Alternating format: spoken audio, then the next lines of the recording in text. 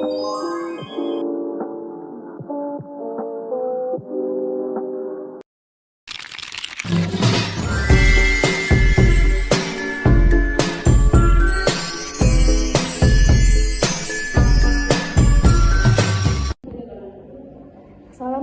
warahmatullahi wabarakatuh. Saya Zenia Isna Razhanta dengan NIM P272240232111 dari Prodi D4 Kebidanan semester 3. Dengan adanya saya di sini, saya akan memberikan penkes kepada Ibu Aura mengenai gizi ibu nifas dan suplemen zat besi atau vitamin A. Assalamualaikum Ibu. Waalaikumsalam Ibu. Baik, dengan Ibu siapa Bu? Saya Ibu Aura. Ibu Aura, bagaimana Ibu kabarnya? Alhamdulillah baik Bu. Alhamdulillah, ada yang bisa saya bantu Bu? Begini Bu, gizi saya kan kurang, nasi saya sedikit keluarnya Bu. Nah, ibu saya menyuruh untuk makan yang bergizi, tetapi saya bingung Bu. Saya kurang mengetahui makanan yang bergizi yang baik untuk saya itu apa ya Bu? Baik Ibu, untuk mengetahui diagnosanya akan saya lakukan pemeriksaan terlebih dahulu ya Ibu. Mari Ibu bisa ikut saya Bu. Baik Ibu, silakan duduk. Iya. Baik Ibu, terima kasih atas pekerjaannya. Untuk hasil pemeriksaannya, Ibu mengalami gizi yang belum terpenuhi ya Bu. Maka dari itu, saya akan memberikan penkes mengenai gizi ibu nifas dan suplemen zat besi atau vitamin A. Apakah Ibu bersedia? Ya, bersedia. Baik, terima kasih Ibu atas ketersediaannya. Sebelumnya, apakah Ibu mengetahui apa itu definisi dan manfaat gizi? Kurang tahu Bu. Nah, jadi ini Bu, definisi dari gizi adalah makanan yang sehat dan seimbang yang diperlukan oleh tubuh untuk beraktivitas. Lalu gizi ibu nifas, gizi yang dibutuhkan oleh tubuh setelah melahirkan dari 1 hari sampai dengan hari Minggu. Lalu untuk manfaatnya, yang pertama meningkatkan status gizi ibu. Yang kedua, memulihkan kondisi ibu setelah melahirkan.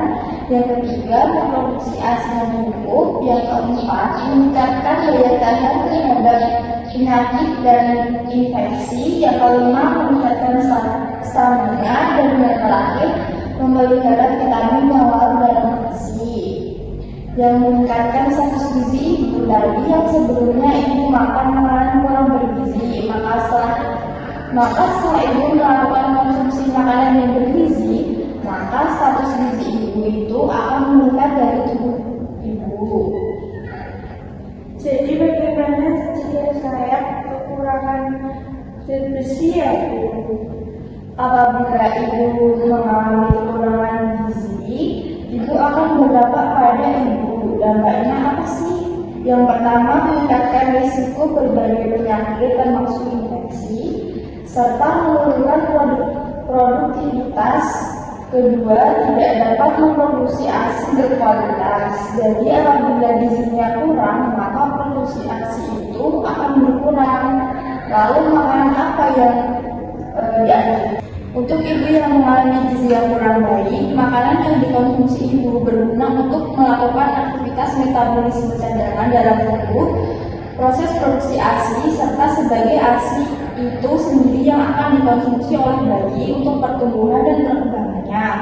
Lalu makanan yang dikonsumsi juga perlu memenuhi syarat seperti susunannya harus seimbang, porsinya cukup dan teratur, tidak terlalu asin, pedas atau berlemak, tidak mengandung alkohol, nikotin, serta bahan pengawet dan berwarna. Menu makanan yang seimbang mengandung unsur-unsur seperti sumber tenaga pembangun, pengatur, dan pelindung ibu. Nah, untuk zat besi, apakah ibu tahu apakah itu zat besi ibu? Zat besi itu adalah salah satu unsur penting dalam pembentukan sel darah. Kalau manfaat dari zat besi tersebut untuk menjaga tubuh tetap sehat, asupan untuk ibu nifas menjaga fungsi otot, mengurangi gejala dan kekurangan darah. Lalu aktivitas dari kekurangan zat besi dalam makanan sehari-hari secara berkelanjutan dapat menimbulkan anemia gizi atau sebagai penyakit kekurangan darah. Lalu tanda-tanda kekurangan zat besi yaitu pertama pucat, lemah, letih, lesu, pusing, penglihatan, sering berkunang-kunang. Lalu sumber zat besi ada daging merah, brokoli, kacang-kacangan, bayam, ikan, dan lain-lain. Kalau ibu mengetahui vitamin A yaitu suplementasi yang diberikan kepada ibu menyusui selama masa nifas. Manfaat dari vitamin A itu apa ya, Bu? Manfaat dari vitamin A yaitu bagi ibu sendiri dan bayinya itu sangat penting, Bu. Vitamin A mempunyai manfaat sangat penting bagi ibu dan bayi yang disusuinya. Lalu manfaat vitamin A yaitu zat besi yang penting bagi manusia karena zat besi ini tidak dapat diperluas oleh tubuh sehingga harus dipenuhi dari luar. Sumber yaitu bahan makanan seperti bayam, singkong, pepaya, hati, kuning telur, dan ASI. Lalu bahan makanan yang diperkaya vitamin A. Mengonsumsi vitamin A dosis tinggi ya, Bu. Ibu sebenarnya mengerti tidak apa bedanya kapsul merah dan kapsul biru? Tidak. Untuk vitamin A dengan biru dengan dosis 1000 IU itu hanya diberikan untuk bayi usia 6 sampai 11 bulan, Ibu. Lalu kapsul Amira dengan dosis 200.000 itu hanya diberikan untuk anak balita dan ibu nifas. Vitamin A dapat dikonsumsi satu kapsul segera setelah melahirkan dan satu kapsul lagi diminum 24 jam sudah yang pertama ya, Bu. Cukup 2 kali konsumsi itu. Lalu bagaimana ibu lupa diminumkan bila dalam 24 jam tidak mendapatkan vitamin A dapat diberikan saat pertama waktu kunjungan ibu nifas.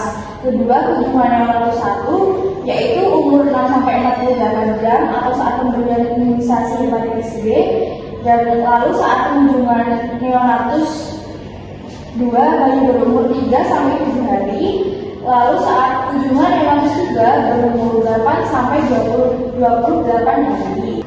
Lalu keuntungan bagi anak tersebut adalah meningkatkan gizi aman dalam kebutuhan ibu. Sebelumnya dari penjelasan saya tadi, apakah ibu sudah paham? Sudah, Bu. Baik, ibu bolehkah saya bertanya, Bu, sumber vitamin A dari bahan makanan itu apa saja ya, Bu, dan seperti apa? Kayak kacang, sayur bayam. Maka ibu harus mengonsumsi seperti bayam tadi ya, Bu. Ada singkong, ada paya juga agar gizi ibu terpenuhi. Baik, apakah ada yang ingin ditanyakan, Bu? Tidak. Baik, kalau tidak, ibu jangan lupa makan makanan yang bergizi ya, Bu, agar ASI ibu keluar dengan berkualitas untuk adik ya, Bu, ya. Baik, Bu, terima kasih. Ya, Bu, sama-sama.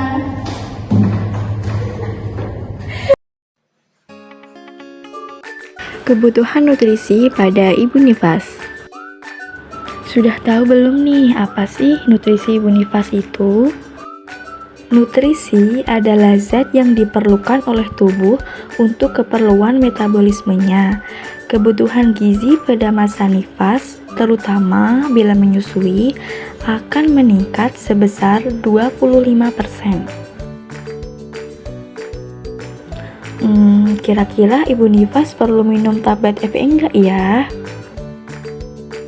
Pastinya perlu. Yang pertama untuk mempercepat proses penyembuhan, dan yang kedua untuk mempersiapkan pemberian ASI eksklusif.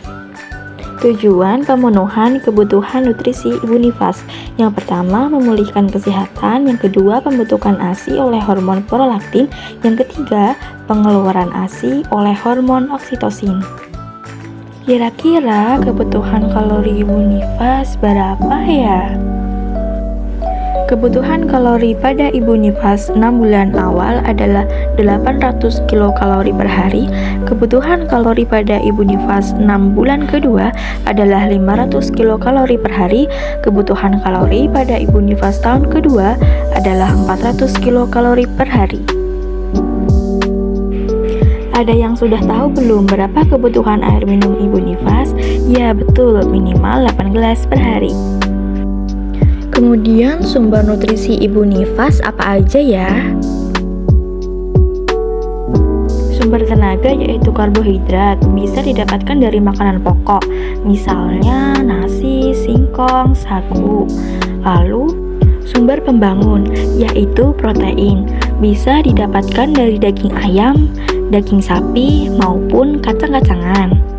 Kemudian sumber pengatur adalah vitamin bisa didapatkan dari buah dan sayur-sayuran. Nah, kira-kira pada Ibu Nifas ada makanan yang perlu dihindari nggak ya? Pastinya ada dong. Yang pertama, makanan yang diawetkan, kemudian makanan instan, coklat dan kopi, cabai, merica, nangka, dan makanan yang berlemak. Ya, sudah selesai nih. Sekian penayangan video tentang kebutuhan nutrisi pada Ibu Nifas. Semoga bermanfaat. Terima kasih.